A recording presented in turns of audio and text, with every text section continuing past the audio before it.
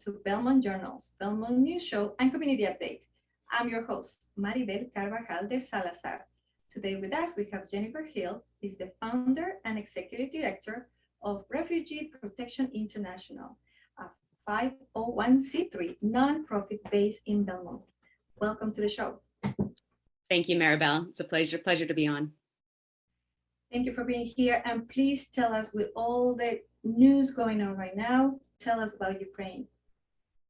Yeah, the situation there is devastating. As I'm sure all of you know, we have, civilians trapped in several besieged areas down in the south, east, and north of Ukraine.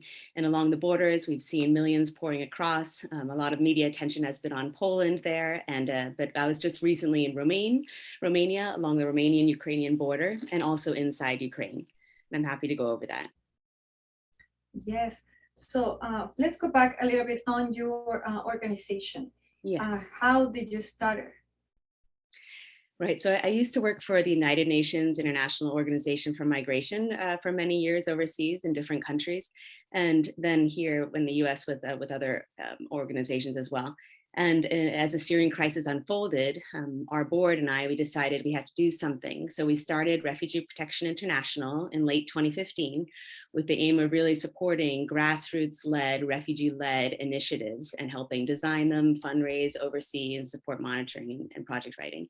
And so we've helped about 380,000 people affected by the Syrian crisis, both inside Northwest Syria, but also across the borders in Turkey and Lebanon, where I've been traveling back and forth to the region to work with our partners.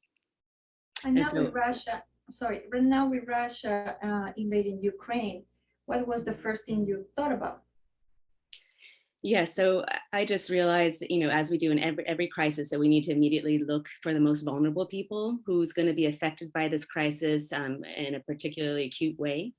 And so that is what we did. We reached out to former colleagues that I had in Romania as well, both from my time working in Romania many years ago, but also in Kosovo.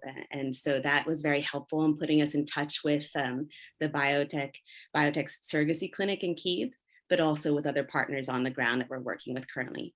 And from our perspective, children who don't have their biological parents on the ground to support them, which is the case with the surrogate babies, are very defenseless, but also Ukrainian children. So Ukrainian children with disabilities, Ukrainian children who are unable to walk or who need special care or who are hospitalized, they aren't able to just get up and flee the way other civilians can. And so we have looked at this from those angles, and I'll go over that with you. And you just came back from Romania. Yes, last night. What was your first feeling and in the situation? How are the children doing? How are the moms doing? Absolutely. So Romania has really stepped up incredibly. They have been welcoming the refugees as they pour across the border. And the government, I think, has spent about 49 million just trying to ensure that businesses and volunteers and organizations are up there. And as the refugees come across the border, the Siret border crossing where I was, they're given free food, free water, phone cards, SIM cards, buses to transport them into Romania. So that seems to be going very well. I also know that there are several camps set up along the border for the refugees coming across. And then there are others, many of the refugees are in transit. So they're coming into Romania with the aim of going further west, Western Europe, or even to Canada. I spoke with some who were just waiting to get their biometric passport so they can move on. But there are some that are also in limbo and who are not able to go on. They don't have the money to continue migrating westward. And so I visited some of the informal shelters throughout kind of that border area. And some of those are in a very dire situation. There are people asking for insulin and who basically fled with nothing but the clothes on their backs because they only had a few minutes of a warning. So we've been supporting, actually thanks to Carol's Chic Boutique on Leonard Street in Belmont, we were able to just bring over and give out lots of clothes that have been so generously donated by that store to all the women and children in these informal shelters, and then start planning for a bigger intervention. And watching the news is really sad to see all this unfolding. What is the immediate need that they have and how can we help? Absolutely, thank you. So I think, a few of the different needs that are very urgent are, one, we have to prepare Western Ukraine, which is relatively more peaceful right now, to be able to absorb the mass waves of internally displaced people coming from the other more war-affected areas in Ukraine. So this past Tuesday, I traveled into Ukraine, and the general director of one of the largest regional children's hospitals in Chernovutsk, he came to pick me up together with his colleague. We drove, we walked the grounds of the hospital, assessed, what are the needs here. So we already know that they have about 220,000 internally displaced people in the entire oblast, which is like that region of Chernovutsk. But this hospital needs to also honor its referral agreements with other regions across Western Ukraine. And what do those agreements mean? It means that as soon as a child with severe pediatric medical needs and needs support, this hospital has to go and be the kind of the first responder. It's basically the last step before a child has to be seen in Kyiv. So this hospital specializes in severe pediatric care, and it was just amazing. So we're looking at improving that capacity. And I met with a second hospital as well, and both hospitals concur that they are receiving, it's very well intentioned, lots of medicine supplies and disposable supplies, but what they need is the big ticket items. They need the equipment. They need neonatal infant incubators, infant warming beds, more surgical tables. They need those types of equipment that can help increase their capacity, because the number of people coming in is going to go up. So we already purchased about $10,000 worth of medicine supplies and other items on the Romanian border that have right the day before I left, and those are being shipped in.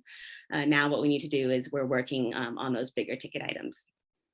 And how can we help? So you're looking for a monetary help, or you're looking for items?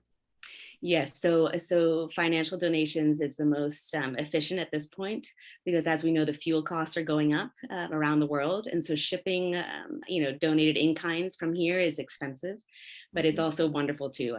So that's always appreciated as well. But yes, monetary contributions have helped. And the other item that we've been working on as well is, and you might have seen this on the news with NBC and CBS, but we've been supporting the coordination and the funding of evacuations of surrogate babies from Kyiv to Chernovutsk on the western border to be reunited with their Romanian mothers and fathers.